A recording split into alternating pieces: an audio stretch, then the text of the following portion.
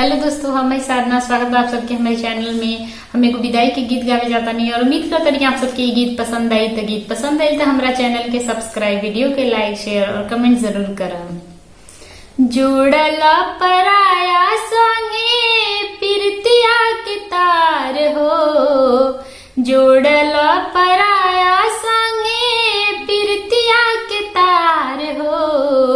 आज तू उतरला पापा माथावा के भार हो, आज तू उतरला पापा माथावा के भार हो।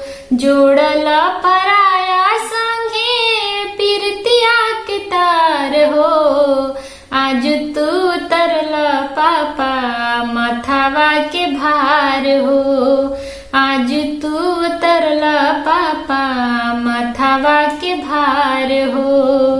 माई हो या भागिन बेटी काहे जनमवलू, माई हो या भागिन बेटी काहे जनमवलू।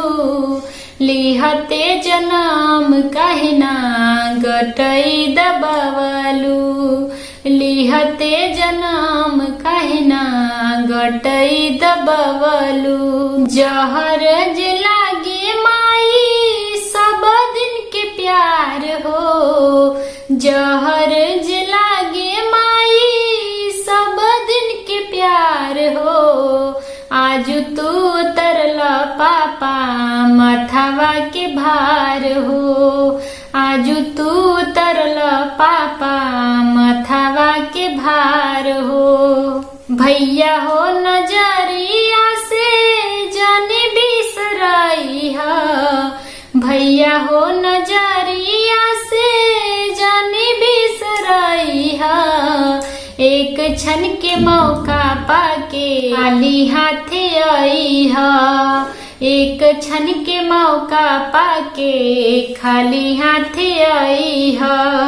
जानी तू तुरिया भैया रखिया के तार हो, जानी तू तुरिया भैया रखिया के तार हो।